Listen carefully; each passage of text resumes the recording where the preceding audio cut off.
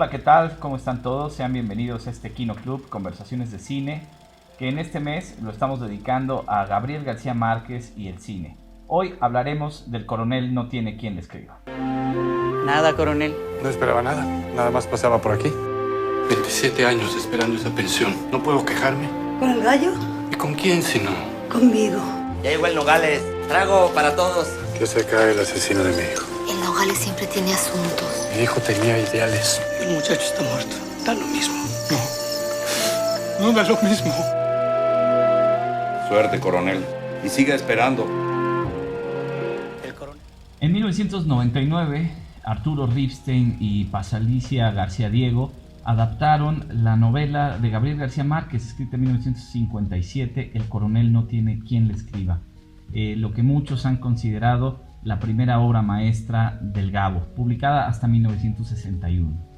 Y bueno, una película interesante que se haya adaptado tantísimo tiempo después, y recordemos que no fue o no era la primera vez que Gabriel García Márquez colaboraba con Arturo Ripstein. Protagonizada por Fernando Luján y Marisa Paredes, es una película que fue propuesta para la mejor película en los Óscars por parte de la Academia de Cine de México y por supuesto presentada ese mismo año, en 1999, en el Festival de Cannes. No obtuvo ningún premio ni ninguna nominación especial, pero se recuerda por haber sido presentada en estos dos principales festivales y en los galardones de los Óscars.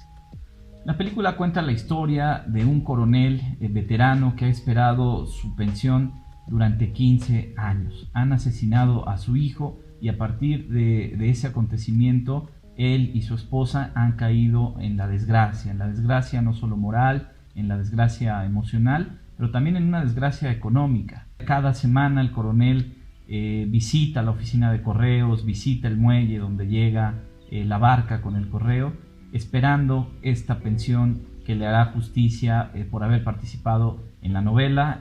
Hace referencia a la Guerra de los Mil Días, en la película en la Guerra Cristera.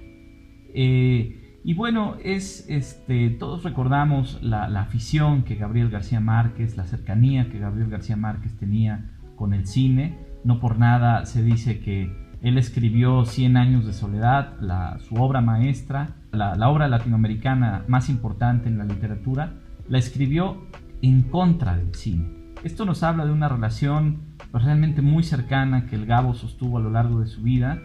Recordemos que el Gabo lo único que pudo haber estudiado formalmente fue cine y se desempeñó también no solamente como guionista ya principalmente en su etapa de México, sino anterior como crítico de cine en los periódicos en los que colaboraba allá en Colombia, en las famosas jirafas. La relación con Gabriel García Márquez fue muy importante, fue muy cercana. Él siempre vio posibilidades impresionantes en el formato cinematográfico, ¿no? De llegar al gran público, de influir, de retratar la vida de los pueblos latinoamericanos y veía sobre todo como un fenómeno cultural al cine mucho más grande que la literatura, precisamente por esta condición de llegar al gran público. Recordemos también, por ejemplo, la Escuela de San Antonio de los Baños que fundara en Cuba, apoyado por el gobierno de Fidel Castro, y que ha sido un referente en la cinematografía latinoamericana desde los años 90 a la fecha. Pues podemos ver esta afición que el Gabo tenía a lo largo. Participó muchas veces como guionista, como argumentista para el cine, y siempre fue un impulsor de las películas, de las buenas películas, y pieza clave en lo que conocemos como el nuevo cine latinoamericano. En El Coronel no tiene quien le escriba realmente es una película interesante. Bueno, ya hablando un poco más de la película, recordando esta trama del coronel, han asesinado a su hijo y lo único que ha quedado es el gallo. Es lo único que tiene esta pareja, es el gallo como símbolo no solamente de su hijo, no solo como la gallardía que alguna vez ostentó el coronel, sino principalmente el símbolo de la dignidad, ¿no? De morir con dignidad, de vivir con dignidad los últimos días. Recordemos, hay alusiones por supuesto a la novela, que claro, la película toma ciertas licencias sobre todo en la trama, ¿no? en la adaptación, para hacerlo de alguna manera un poco más, con una historia más narrativa, ¿no? No tanto... La novela es muy interesante, la novela es más que nada atmosférica, la novela está escrita de una manera en donde lo más importante es el tiempo que se crea ahí, es el universo, es una especie de universo cerrado, ¿no? No es tan narrativa, no hay una gran trama, ¿no? Aunque se dan de una manera magistral todas las claves para entender lo que ha sucedido y la historia de este coronel. Pero en la película, para hacerla de alguna manera más cinematográfica, Pasalicia García Diego toma estas licencias y hace unas adaptaciones en la trama, como lo es el encuentro con el asesino de su hijo Agustín, introduce un personaje del cirquero, y estos elementos funcionan para hacer un poquito más narrativa la película.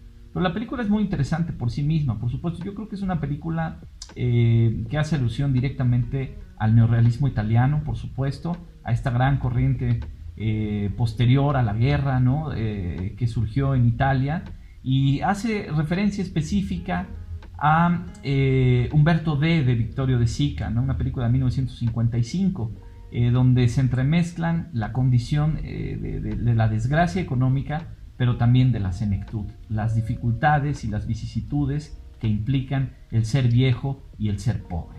En este contexto es muy similar la película del coronel No tiene quien le escriba, hay una referencia neorrealista ahí. Y por otro lado, algo que pudiera parecer un poquito más extraño o distante, hay una película de Béla Tarr, que es El caballo de Turín, que guarda una cierta similitud con El coronel No tiene quien le escriba, y esto es lo que algunos han considerado el tiempo suspendido de un director como Béla Tarr, este microuniverso que se gesta al interior de la choza, al interior de la cabaña, tanto de los personajes del caballo de Turín como del coronel, en donde no pasa nada. Estamos hablando del fin del mundo, estamos hablando de personajes suspendidos y atrapados en su tiempo, un tiempo que se está extinguiendo.